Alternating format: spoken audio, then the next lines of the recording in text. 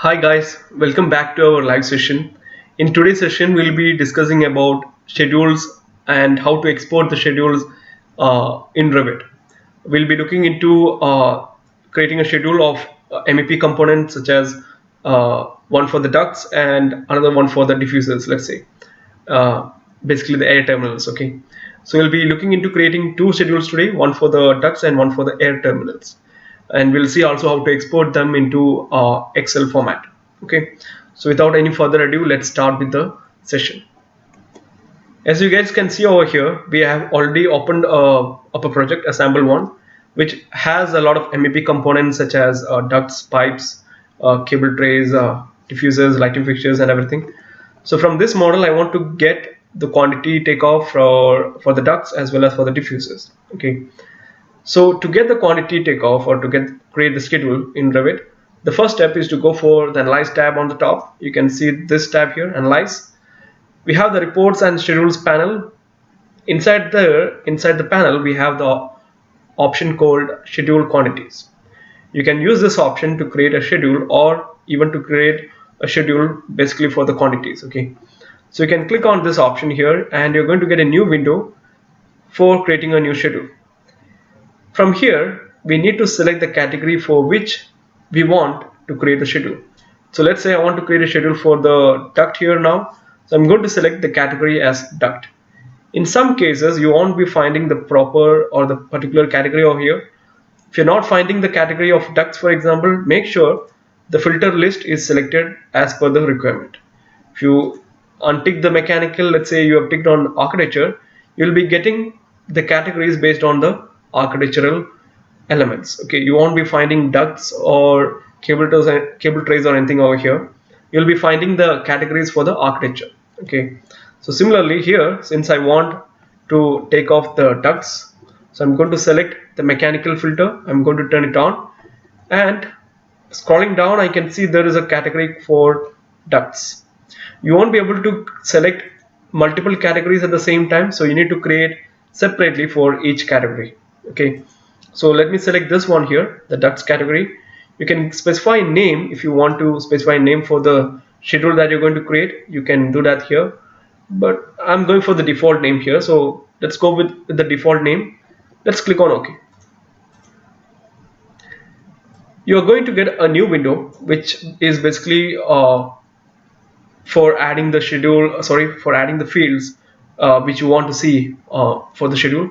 So the first column or the first tab here is for the fields, which helps you to select the fields which you want to see in the schedule.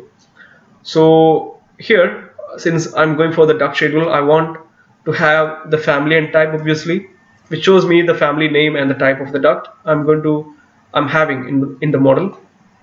I want to have the area added here, so I'm going to add the area. Length, obviously. Let's add size. Size is something I want to add.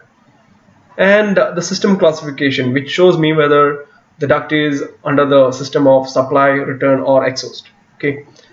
For me, I'm going to select this field, and based on your requirement, you can select any of these fields, which are the system parameters here. You can also create your own parameters by creating a shared or project parameter, or we can also create a calculated parameter. Hopefully we'll be discussing this in the later sessions. Okay, so by selecting all the fields which you want, now you can click on OK, and based on the fields that you've selected, you're going to get a report based on the model that you've created. Okay, so here, as you can see, we have the 5 fields here: the family and type, the area, length, size, and system classification. Now you can see there are a lot of different categories over here. Even for the family and type, we can see there are tabs here. These are all rectangular duct metered elbow tabs. You can see there are T's. You can see these are T's somewhere in between, and even here you can see there is systems such as supply. There is something called as undefined here. Maybe in the model it was not defined properly, the system, so it's showing as undefined here. So we have supply systems, we have exhaust, and I think we do have return here somewhere. Yeah, we do have return system as well. Similarly, this the family and types are also like different ones. Okay, it's not just one single family and type here. We have multiple families in this schedule. Okay, so now what I want to do is, let's say I don't want to see all this systems together, and I don't want to actually see the undefined system. Actually, I want to remove that from my schedule. So for removing something, or to make it like what we call as filter, to filter the list of the schedule, you can go for the filter option in the properties panel. You will find in the other parameter group we have a filter option. If you click on any of these edit options, it will be directly going back to the schedule properties. You can click on any of these edit, it will directly go back to the schedule properties. So from here you can switch between the tabs, or you can select the specific tab directly. Okay, so here I'm going to edit the filter. Okay, and inside the filter you can give a rule or a condition. So here what I want to do is, I don't want to see the ducts which are having the system called undefined. So in the filter I'm going to select the field which is system classification, and I'm going to say does not equal undefined. Okay, so that means they're not going to show me, they're only going to show me the ducts which are not equal to undefined, which means the supply, return and exhaust. Right, click on OK, and you'll be getting a much filtered list now. Okay, so using the filter option, you can again, if you want to filter again, you can do the filtering based on family and types, or size, or length. Based on the fields that you have given, you can filter the schedule. Okay, now the next thing is, I want to group the schedule properly again. So I want the supply ducts in a single category or a single group, the return in another group, in another group. So we'll go for the next option, which is sorting grouping. You can edit that. Again, you can select a field with which you want to sort the schedule. I'm going to select the system classification. You can select ascending or descending order based on the alphabetical order. I want to see the header, so I can see whether it's a supply, return or exhaust. And I'm going to put a blank line which helps me to put a space in between two different groups. Okay, let's click OK, see what happens here. So you can see now there's a header showing me the system classification. If I scroll down, I can see that they have actually grouped all the supply into one, the return and exhaust into different groups here. Okay, so using the sorting grouping option, you can actually group or you can actually sort the schedule. And one more thing I want to do here, I want to again sort it based on type. You can see here there is both tabs and I think there are T's as well. So I don't want to have both mixed up together. So I want to go for sorting grouping again. The next sorting I'm going to give based on family and type. Again, you can go for these options, ascending or descending. You can put a header if you want it, and a blank line if you want it. So here we have supply air, rectangular duct, metered elbow tabs, and here we have metered elbow T's. We have round duct, and again for the return and exhaust we have different classifications, right? The next thing I have to do here is, I don't want to see all the items here. Okay, you can see, for example, I have a size of 50 by 200 here for one duct, but I have multiple ducts having the same size. So I don't want to see all the ducts here or one by one here. I just want to see all the ducts which have the same size in one single column. Okay, so to do that, again going back to sorting grouping, we have the option to untick this itemize option, which actually helps you to categorize everything in one single view. So now you can see I'm not able to see each item here. Let me just go back here. You can see here now the sorting is based on the system classification and as well as the family and type. So when I go for itemize every instance, they're not showing me each item here, and they're not showing me basically the size and all. So I'm going to give one more category here based on size. Okay, so I don't want to I want to sort it again based on the size. So let's click OK here. Now you can see they have actually sorted based on size as well. So you are not able to see the same size repeatedly here. You're only getting one size, and they're showing you uh, they're not showing you, but we can actually get the total length and area of a particular duct from here. Okay, so this is how you get. Now you can see you're getting the system here, the type and the size based on size. Okay, here now what I have to do is I want to calculate the total of the area and length for the families here. You can see for some columns they are actually showing you the area and length, because for this particular family there was only one single duct. For example, for 225 by 225 metered elbow tap duct, there is only one single duct. So they're actually calculating they're not actually calculating, they're just showing you that. But for other families or other categories here, there might be multiple elements, so they're not automatically calculating the fields here. So to calculate the fields, you can go for the next option, which is formatting. Inside the formatting, you can select for which you want to calculate the totals, and from here you can drop down and select the option called calculate totals. So I want to calculate the total for the area and also for the length here. If you want to modify the units, or let's say you want to increase the decimal units, for example, you can also do that from the same field, from the same tab. You can select the field, go to the field format, you can untick the project settings, and you have the option to change the units as well as the rounding and symbol. Similarly, for the length also, I'm going to make a small modification here. I'm going to change this to meters, and again I'm going to increase the rounding, and I'm going to add a unit symbol for that. So now you will be able to see the totals for each type here. Okay, so this is how you get the schedule for the ducting. If you want to make more modifications, you can do that again back in sorting grouping. Okay, so if you want to see every item one by one, you can do that. So they basically shows you all the items here one by one. I won't recommend using it because it just takes up more space. Okay, so I have created a schedule for the duct right now. Okay, similarly, now I want to create a quantity takeoff. I want to get the quantity of the diffusers or the air terminals in the model. So we'll go for the same option again. We'll go back here.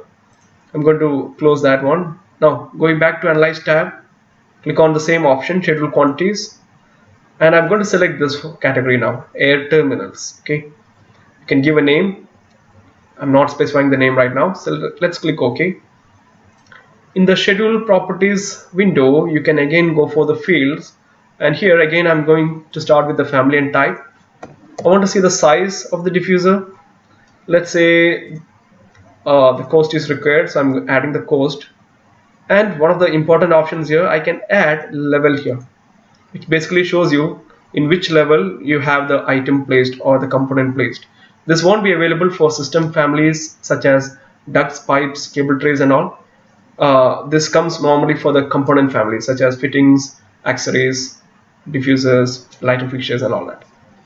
If you want to make it, you rearrange the order here, you can use these options. Okay, so I have the family and type, size, level, cost, and again I want to see the system classification.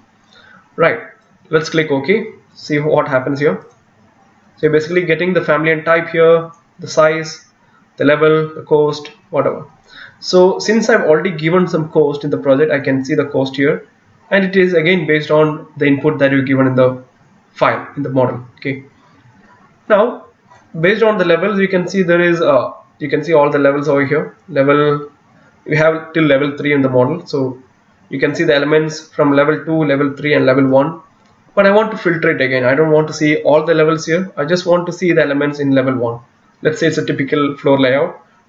I can go with one floor, right? So go for filter back here, click on edit, and I'm going to select the field as level equals level 1, which means I want to see elements which satisfies this condition, which means they are in the level 1. Click OK, and now we won't be able to see the elements in the other levels, only the level 1 diffusers or air terminals will be visible in the schedule. Now let's group it. I want to group it based on the system classification, or let's say family and type, since in the family itself they have already given the name properly. So let's sort it and select family and type. Again, we have the option to go for ascending, descending. You can add the header, you can put a blank line over here, and you can see here you have exhaust, return, as well as supply diffusers. And mostly you can see we are using the same size here on this floors here. So you can go for sorting slash grouping back again. I want to sort it again based on size. I want to put a header for that. I don't want to itemize every instance, so I'm going to untick that. Let's click OK. So basically you have this here. You can see you have this size. You have basically 4 sizes in level 1, and these are the family and type being used in the levels in the level 1. Okay. Now the cost is not actually calculated. They are still showing you the cost of one diffuser or for one grill, for example, for one air terminal. So I want to calculate the totals here. So you can go back to the formatting just like we did before, select the cost and go for calculate totals, which shows you the total of each diffuser here. If you want to get the count of each diffusers in level 1, you can go back to sorting grouping. From here, let's say I want to add a footer, let's say below this one. Yeah, I want to get the count and totals, so I'm going to add the count and totals here. So basically you get the count as well as the total cost. If you want to get the total cost of all the diffusers in the level 1, we can go back to sorting grouping. From here you can tick on grand totals, and I'll go for title and totals, which helps me to give a title as well. So for example, if I'm not giving a title, let's say I'm going for totals only, the thing is I'll be getting a value here. For me, I am able to understand what it is, but for someone else, they won't be able to understand what this means. So I can add a title over here. I can say the total cost here,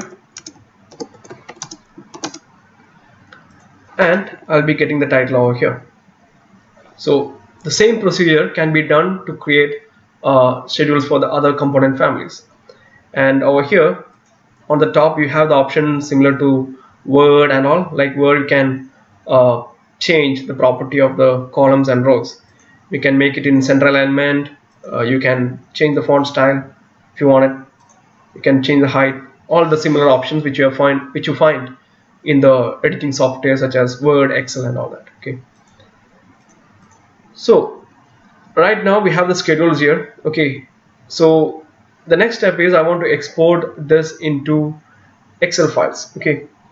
So the schedules, whatever you created, will be always inside the schedule quantities inside the project browser. So you can go for the project browser, you can expand the schedule quantities, and you will be finding the schedules which you created over here. You can open it and you will be finding it back here. In case if you want to find the items in the model, let's say I'm going to itemize every instance back again. If I go for the model here, let's say I'm going for the tile view, you can type WT as short key for it, or you can go back to the view tab and use this option, tile view. I can select a particular family here, and from the schedules I can highlight that in the model. So if I go for highlight in model, they're going to show me the particular family in the view. If I want to see multiple views of the same family, I can go for show, and they're going to open up multiple views which shows me the same family. I don't want to do that now, so I'm going to close this, and it basically shows me the family over here. Okay. So this helps us to change the properties or modify the element from the model. Okay. Let me change it back here. Let me go back to the normal way. Now, many of you had doubts regarding the schedules, which means like some of the people who are working on the Revit has been asking me whether we have to create schedules every now and then whenever you make changes. Actually, we don't need to do that. Whenever you once you create the schedule and whenever you make changes in the model, the schedule will get automatically updated. To just show you an example of it, let me bring back to the model here. I'm going to open a view, let's say the floor plan view here, and I'm going to place a few diffusers here. So right now we have around 74 diffusers over here, okay, for the supply. So I'm going to place a few more, okay. So I'm going back to systems, air terminal. I'm going to select this diffuser, the supply diffuser, and I'm going to place it in the model, okay. I'm not going for the exact position or anything. I'm just showing you guys whether it gets updated or not. So once you place multiple items or when you modify the model, based on the model, you will find that when you come back to the schedule, it is getting updated. Earlier it was 74. Now since I placed 4 more, it is showing me that the total has increased to 78. So no need to worry about that part. You will be getting, once you create the schedule, they will be automatically updating the schedule for you based on the changes that you make in the model, okay. Now to export the file, we have two options. Either we can purchase add-ins or you can download add-ins from the Autodesk App Store, which you can access from here on the top, or you can go for your browser, you can search for that and you will be getting it.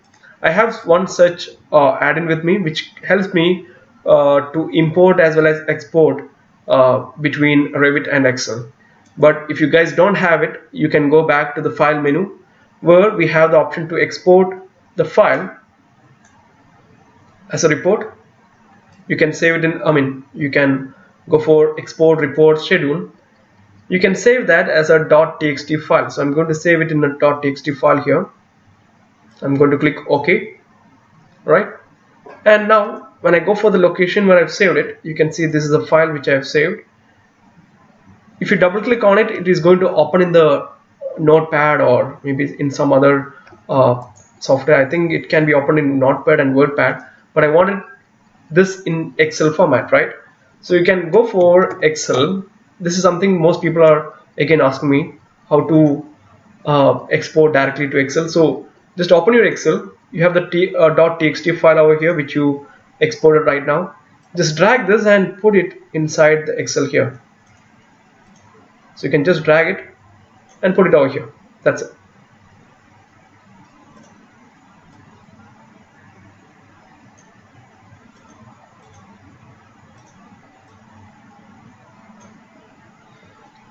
And you can see that now we have the file inside the Excel format. Just like what you have seen in the Revit, we have the exact same thing over here, okay. And if you want to make some modifications, you can do that and you can save it in the proper Excel file, Excel file format, okay. So the same thing, the same steps can be done for creating a schedule or getting the quantity of other elements in your model, okay. So hopefully I think you got a picture regarding how to create a schedule and how to export the file from Revit. If you guys have more doubts regarding this topic or any other topic, please make sure to comment below. We'll be uploading live sessions in the upcoming weeks, okay, and hopefully we'll be able to clear all your doubts in the upcoming live sessions, okay. So until the next time, see you guys. Thank you. Bye bye.